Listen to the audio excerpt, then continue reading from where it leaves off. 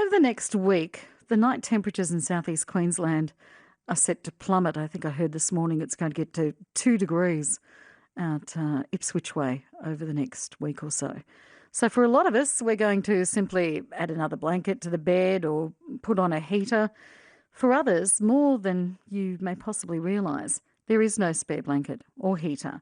In fact, there isn't even a roof over their head. My next guest understands this all too well.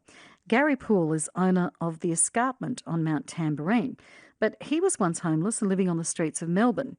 And we'll go back to that for one night as part of the Vinnie's CEO Sleep Out, which is happening next Thursday night. Gary, hello. Hello, greetings. Nice to meet you. Let's just talk about being homeless. How old were you? About 14 approximately. I wouldn't have been much younger in those days. I didn't really have a diary or calendar, but about 14 years of age. What happened that you were homeless? My earliest memories are of my father being abusive, and I think a lot of homeless people come from that sort of environment. He wasn't physically violent to me, but he was to my mother. He was an alcoholic, and I remember one vivid memory of my mother sitting probably a bit like a rag doll, I guess, propped up against the bed with her arms down next to her and having blood coming out of her nose and just dripping on her blouse. They're the sort of things that I could just really never forget. But it didn't get much better. We left finally, and then my mother fell in love with a man who loved her a lot, and she loved him a lot. The only problem is I wasn't really part of that equation. I was just the baggage, and I was in the way of him trying to have total, I guess monopoly. I don't really want to use that word, but infatuation with my mum. So I made a very difficult decision then to leave home. And it wasn't easy because I loved my mother dearly, but I knew that I was in the way of the only time she'd ever really had love in her life. And he was a very manipulative person and quite...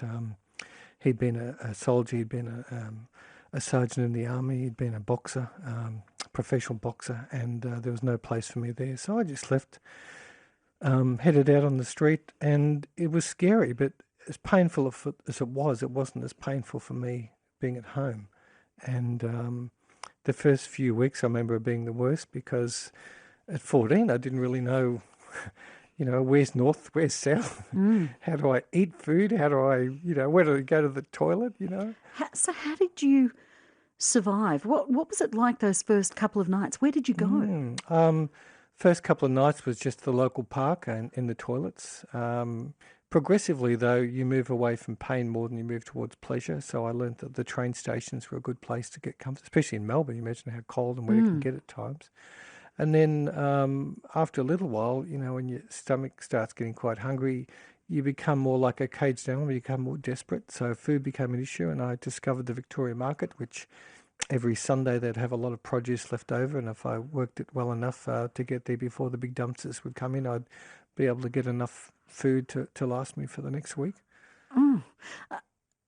Were there others doing the same thing? Yeah, there was quite a lot. In fact, it became a community where you got to know them. There weren't that many young people, I must say, so whenever there was a young person, you tend to gravitate almost like a pack sort of thing just for security, because there's always a chance that older people could, sexually you're quite vulnerable.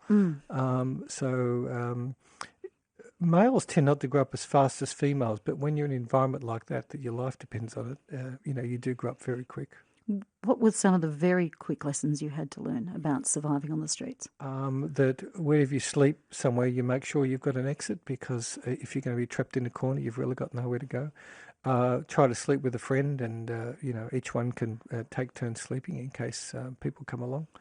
But to be honest, it's a little bit vague. It's a kind of a part of my memory that I've really pushed back, and I don't really dwell on that much, except for now it's kind of coming back, I guess.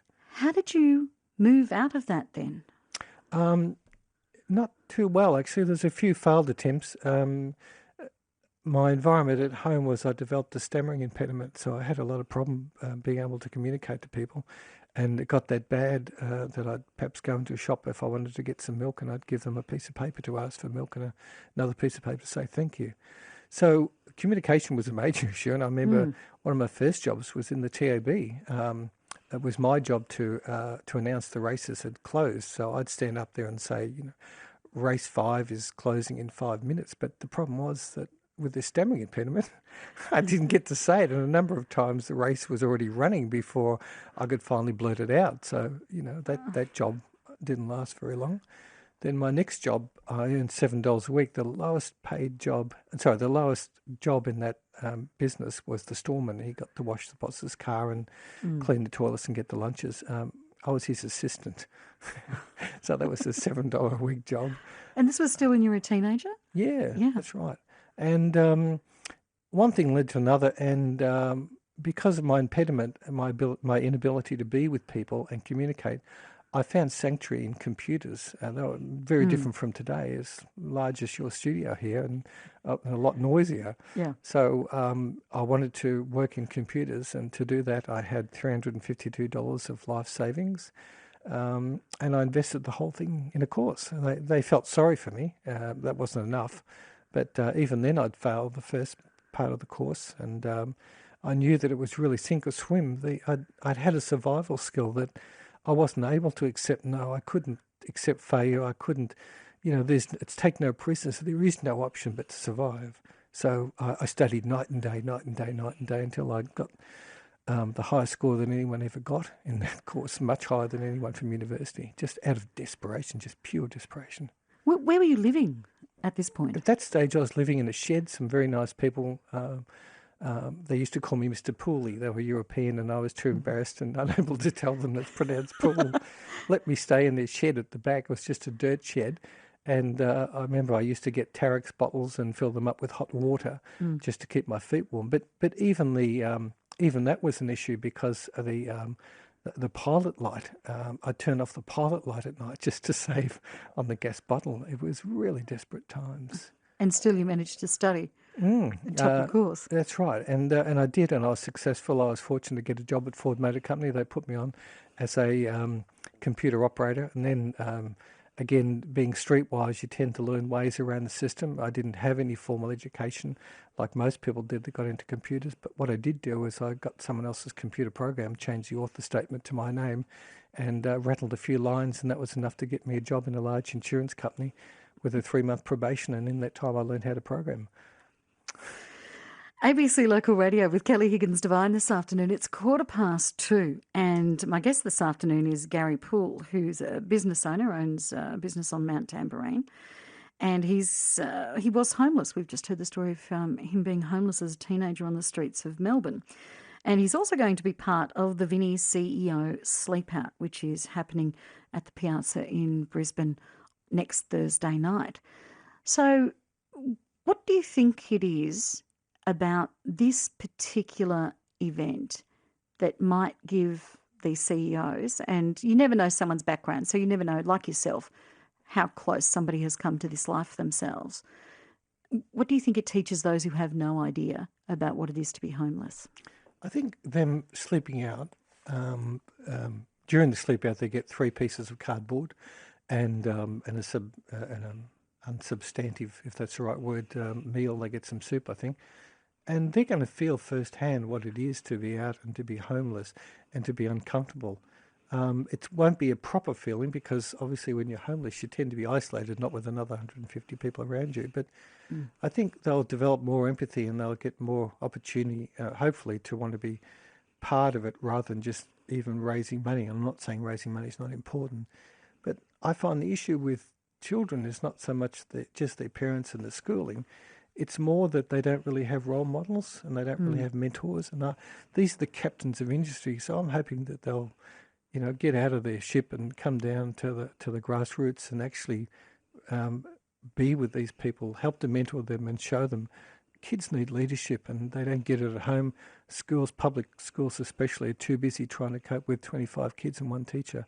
So I'm hoping that they can, as I said, get out of their offices and come down and be part of it and help to teach these kids that there is another way.